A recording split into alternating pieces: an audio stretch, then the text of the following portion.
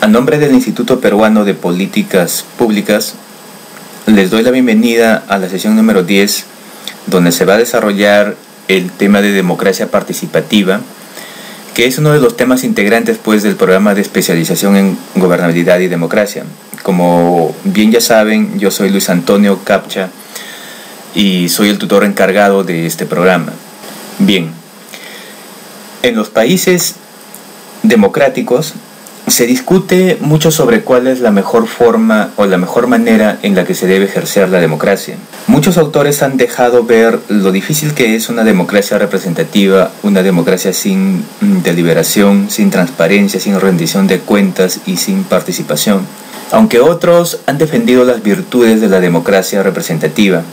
Sartori, en su obra En defensa de la representación política, sostiene que la democracia representativa es suficiente porque trae consigo tres cosas.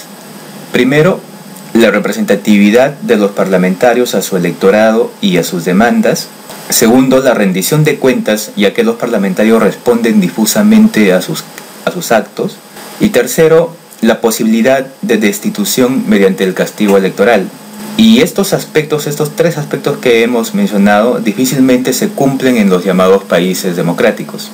La democracia representativa, o democracia de los modernos, como ya lo habíamos mencionado en sesiones anteriores, es una democracia que ha sufrido muchas variaciones. Ahora es una democracia de audiencia apoyada principalmente en los medios de comunicación electrónicos. Es una democracia de marketing político sostenida más en el candidato que en el partido. Se centra más en la imagen del candidato, como lo hemos visto en las últimas campañas electorales, que en sus programas. Pero esta democracia, como ha ocurrido siempre, está apartada del ciudadano común, de sus reivindicaciones y de sus necesidades también. Y entonces surge la pregunta, ¿cómo construir una buena democracia? Y junto a esta pregunta surgen otras también, ¿no? ¿Hacia qué modelo mirar? Y al respecto, hay muchos autores que resaltan el papel de la participación y la deliberación ciudadana como lo fundamental en una democracia diferente a los modelos tradicionales. Y aunque esta haya sido muy criticada, para efectos de lograr una buena salud del sistema político, se debe repensar en el modelo democrático que se requiere. Y al respecto existen dos variables que se deben considerar como elementos de análisis de los modelos que vamos a ver. Y de la combinación de esas variables surge el cuadro que vamos a mostrar. La primera de ellas, que es la democracia representativa deliberativa o republicano elitista, es la primera que vemos en la parte superior izquierda, es la democracia de los notables. Se caracteriza por la deliberación de los mejores, de los representantes de los ciudadanos. Este tipo de democracia fue la ideal de los padres fundadores de los Estados Unidos de América. Es una democracia que presenta deficiencias indudables en cuanto a participación y deliberación. La segunda de ellas, que es la democracia representativa negociadora o liberalismo elitista, en gran parte es la que se da en las democracias occidentales. Se basa preponderantemente en la maximización del Estado mínimo y en este sistema prácticamente no existe gestión pública. Los electores escogen a sus representantes y estos representantes toman decisiones que recaen sobre el conjunto de los ciudadanos.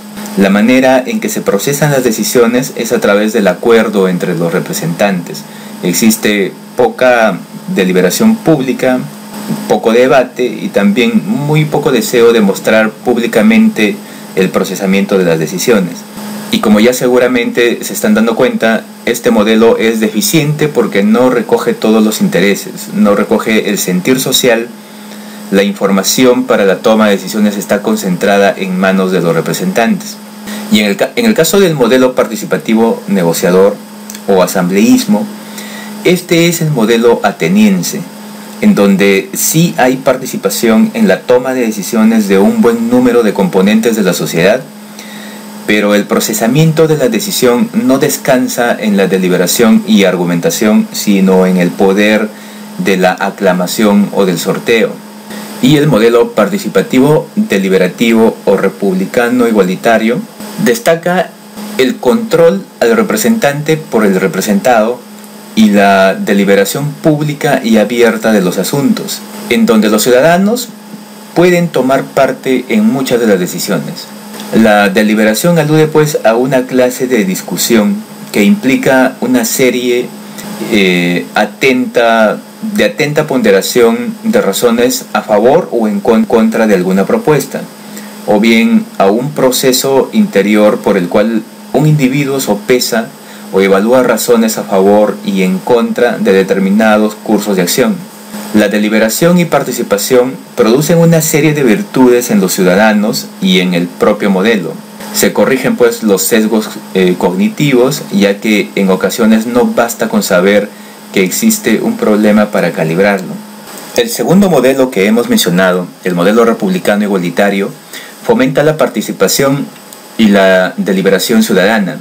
Esta deliberación pues se acerca de los políticos a los ciudadanos.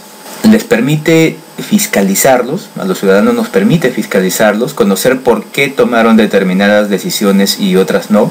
Les permite también dominar los procedimientos de toma de decisiones para poder determinar el nivel de justificación de cada punto de vista y saber sobre la calidad normativa de cada decisión y de cada paso en la construcción de las decisiones públicas.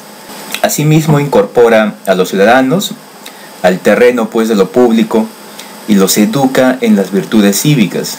Este último modelo, el republicano igualitario, se acerca bastante a los procesos abiertos que muchas constituciones establecen, en el sentido que garantizan la configuración de múltiples alternativas a favor de los diversos grupos de la sociedad.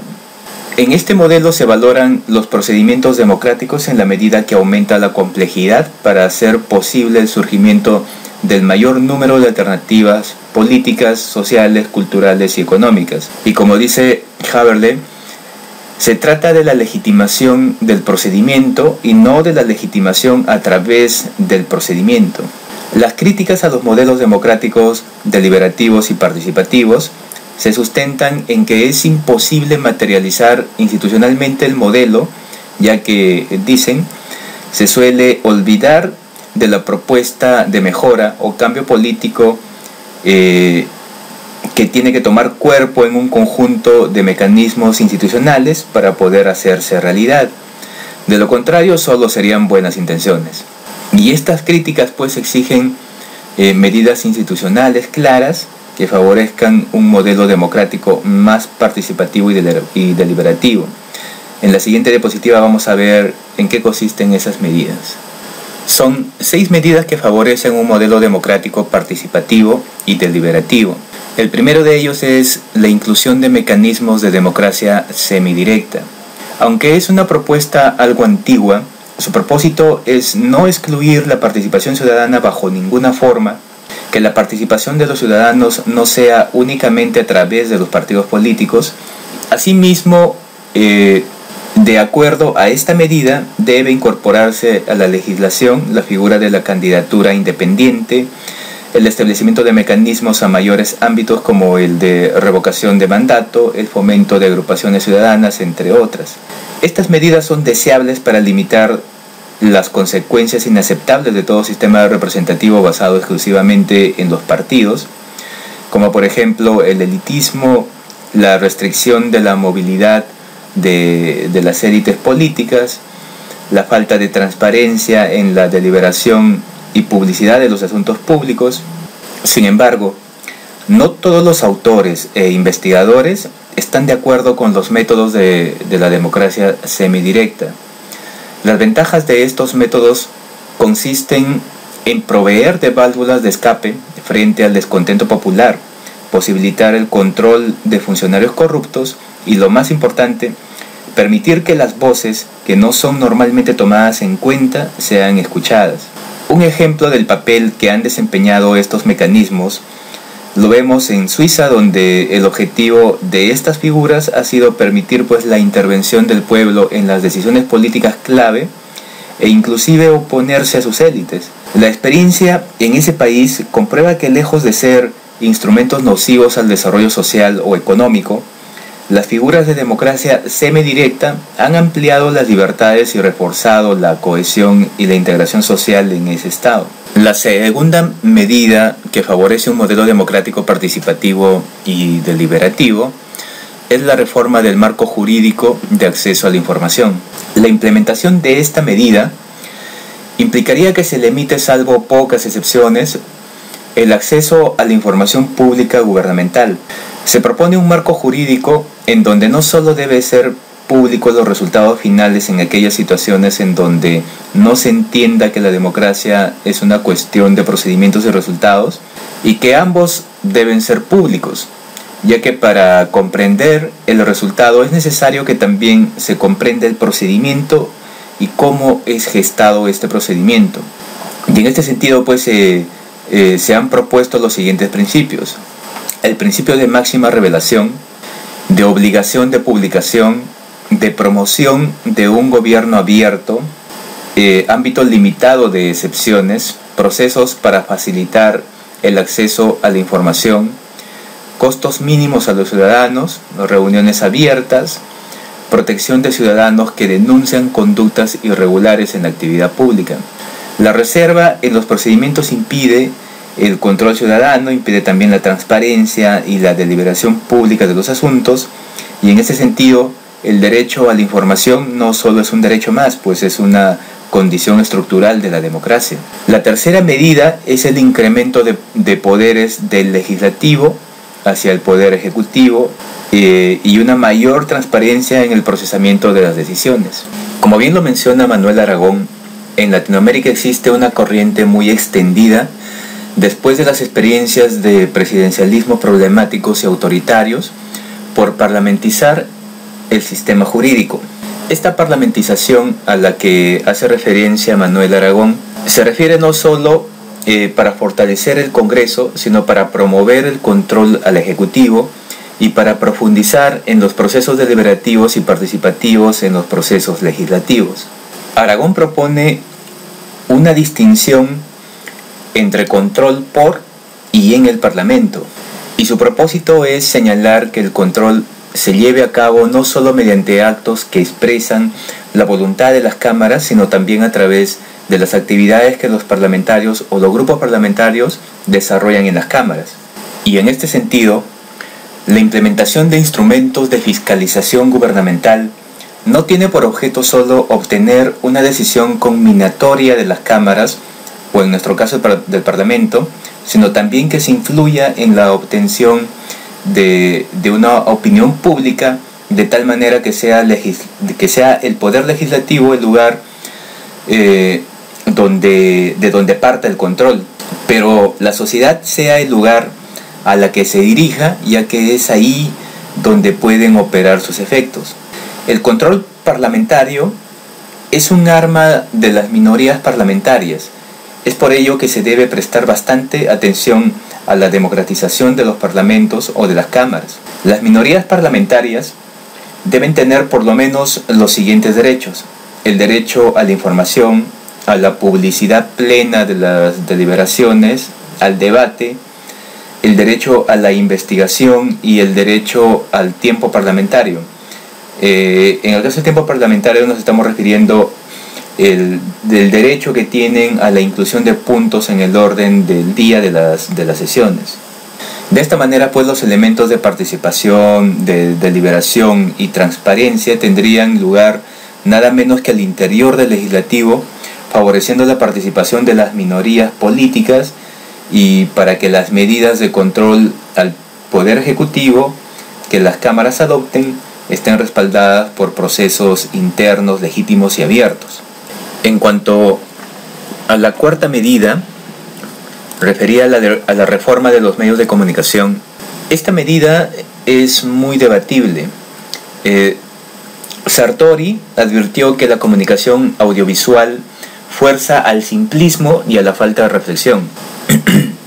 En el tema de fondo sobre la ausencia de la calidad reflexiva y de la calidad deliberativa que genera la información y comunicación de los medios y de otras tecnologías como el Internet, debe ser abordado pues a partir de la reevaluación de los criterios comerciales vigentes. Según esta propuesta, el contenido de la información difundida por los medios de comunicación puede hacerse reflexivo y profundo si la calidad de los programas y de la información tienen esa naturaleza, es decir, si la finalidad de los programas y la información lo justifican. El Internet, nos dice esta propuesta, independientemente de su generalización para ciertos fines de consulta, puede convertirse en un vehículo útil para medir los intereses y las necesidades de la población.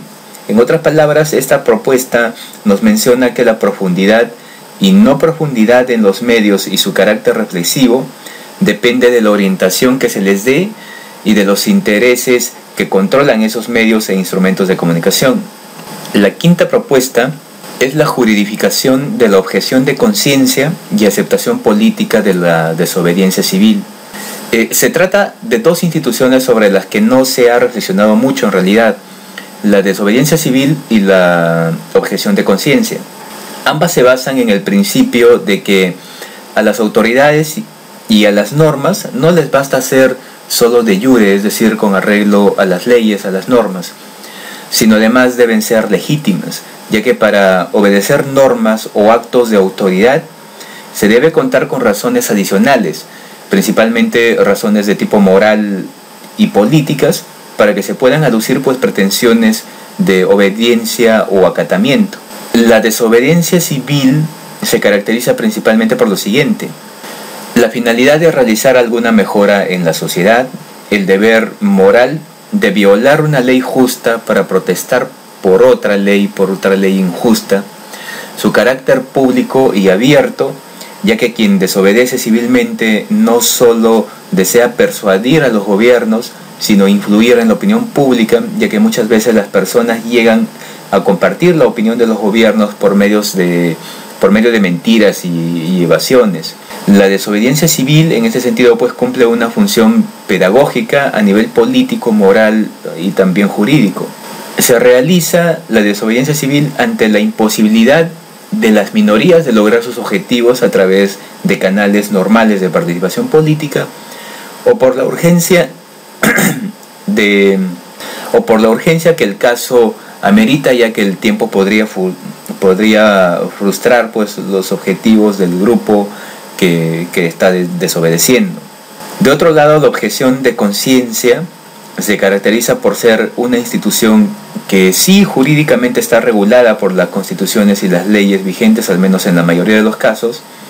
Consiste en no acatar disposiciones jurídicas consideradas contrarias a la conciencia individual por razones morales o religiosas, como por ejemplo negarse a realizar el servicio militar.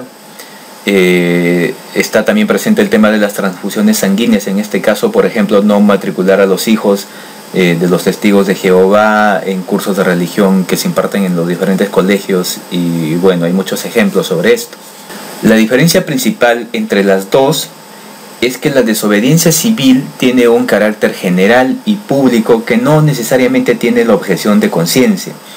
Además, esta última, la objeción de conciencia, sí está juridificada, como ya lo habíamos mencionado, y que por lo tanto el objetor de conciencia está exento de algún tipo de sanción. No pasa lo mismo en el caso de la desobediencia civil. Ambas instituciones son útiles y necesarias en un modelo de democracia participativa y deliberativa. Favorecen la voz de los derechos de las minorías y son el instrumento moderno de la sociedad civil para oponerse a mandatos de las autoridades no legítimas.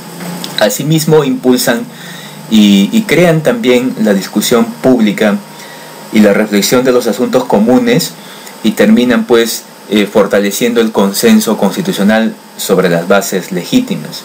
Cabe mencionar acá de que la desobediencia civil obviamente tiene que hacerse dentro de los cauces de lo legal, entre comillas esto porque siempre se infringen normas, pero se debe respetar el derecho del resto de los ciudadanos y el derecho también que se tiene sobre la propiedad pública. Y ahora, la sexta medida, que ha causado bastante interés en muchos países, sobre todo en Latinoamérica y en nuestro medio también, es la democracia interna de los partidos políticos. Esta medida está orientada a abrir los partidos políticos a la sociedad para que estos no se constituyan en instituciones cerradas, sin debate interno y se promuevan decisiones, llamémoslas, copopulares. Los partidos políticos han ido cayendo en las expectativas ciudadanas y esto es un fenómeno mundial, como ya lo habíamos mencionado, en el que los partidos políticos son vistos negativamente. Ampliamente la sociedad tiene la idea de que el funcionamiento interno de los partidos políticos no es suficientemente democrático y que incluso una ideología antipartidista se crea y se amplía ahí adentro. La crisis de los partidos políticos es una crisis de los sistemas políticos, principalmente de los democráticos. Si los partidos se comportan como grupos altamente burocratizados y oligárquicos, que controlan muchas veces de forma claramente monopólica algunos de los fundamentales procesos del mecanismo democrático, como las propuestas, por ejemplo, de las candidaturas en los procesos eleccionarios, las campañas electorales, etc., resulta pues absurdo no conocer que la falta de democracia interna se traduce en un claro déficit del mecanismo democrático. Entonces, ¿cómo resolver la crisis de legitimidad y de la crisis de los partidos políticos? Las principales propuestas de solución al problema y las medidas que se han adoptado tienen que ver con regulaciones legales orientadas a sancionar las actitudes antidemocráticas y antijurídicas de los partidos políticos con relación pues al sistema político en su conjunto. Y estas regulaciones podrían permitir a los tribunales o a los órganos constitucionales autónomos la vigencia de la vida interna de los partidos políticos y hasta la corrección de los actos que violen derechos de los militantes. La democracia interna de los partidos políticos también está vinculada al tema de su financiamiento y a la fiscalización de sus ingresos y sus egresos. A pesar en nuestro medio del avance reciente de la legislación, sigue siendo pues muy endeble en los aspectos relacionados con el patrimonio de los partidos políticos, con las pre-campañas, las campañas y las atribuciones de la autoridad electoral para obligar a otras autoridades y también a los particulares a colaborar en sus investigaciones. Las principales críticas que se han hecho a los partidos políticos están referidas a su financiamiento. Por ejemplo, vamos a citar un caso que pasó en México, que ha tenido bastante resonancia pública y donde se han mostrado pues indicios y elementos de posibles vinculaciones entre intereses económicos nacionales e internacionales con las campañas políticas en México. Es el caso pues conocido como Amigos de Fox, donde no se ha logrado desvincular, aunque tampoco se ha probado, el apoyo oficial no legal a las campañas políticas. En general, y esto ocurre bastante también en nuestro país, los partidos políticos desean colocarse pues en cuanto a su vida interna al margen del Estado de Derecho para privilegiar y hasta favorecer la oligarquía y al poder de sus burocracias. En América Latina se ha incrementado el alejamiento y descontento entre la clase política y los ciudadanos. Para revertir esta situación se debe repensar pues el tipo de democracia que se debe construir. Las medidas que se han mencionado en esta sesión, en esta clase, han sido propuestas por muchos estudiosos en la materia, las que deben ser incluidas en el entramado institucional de los países para fortalecer y activar la participación y deliberación de los asuntos comunes, con el propósito pues de que el espacio de lo público tenga el sentido democrático que le falta a las instituciones. Las acciones que se han llevado a cabo por las cúpulas partidarias, a las que se han puesto bastante empeño y contra las que se quiere legislar, son más o menos las siguientes. Las oligarquías partidarias han hecho lo posible por salvaguardar la posición de las dirigencias partidistas. Y como ejemplo de esto, en nuestro país las decisiones son tomadas por las élites que dirigen los partidos políticos, aunque hay sectores dentro de estos que se oponen, casi siempre terminan alineándose a lo que se dispone. Estas élites también tratan de evitar la restitución de los derechos de los militantes cuando son violados. Tratan también de cortar las vías de defensa de los ciudadanos que forman parte de un partido político. Y también tratan de impedir que las cuestiones relevantes de los partidos políticos, como la afiliación, la suspensión de las afiliaciones y otro tipo de sanciones, la postulación de candidaturas, la remoción de dirigentes, etcétera, sean conocidas pues por autoridades externas. Para tratar de que surta efecto estos tres últimos esfuerzos que hemos mencionado por parte de las élites, incluso las normas internas de los partidos políticos no garantizan una defensa de los derechos de los ciudadanos, ya que muchos de estos partidos, en nuestro caso en el Perú por ejemplo, no contemplan dentro de sus normas mecanismos de impugnación ni de doble instancia, y las últimas decisiones son tomadas por los comités ejecutivos nacionales o el órgano partidario que cumpla estas funciones. A propósito, el Jurado Nacional de Elecciones ha elaborado pues los proyectos del nuevo Código Electoral y del Código Procesal Electoral. Respecto a esto, nosotros creemos que el Congreso no los va a aprobar, o que en el mejor de los casos se tendrán que suprimir y modificar varios aspectos, y esto se debe pues a que ese cuerpo político que es el Congreso no le conviene que hayan normas que permitan la participación y fiscalización de entes externos, sobre todo pues tratándose de sus procesos de democracia interna y respecto a su financiamiento. En esta sesión hemos expuesto pues las medidas institucionales que según muchos autores e investigadores pueden corregir las deficiencias de la participación activa y la deliberación de los asuntos comunes, con el propósito de que el espacio de lo público tenga el vigor democrático que a las débiles democracias les falta.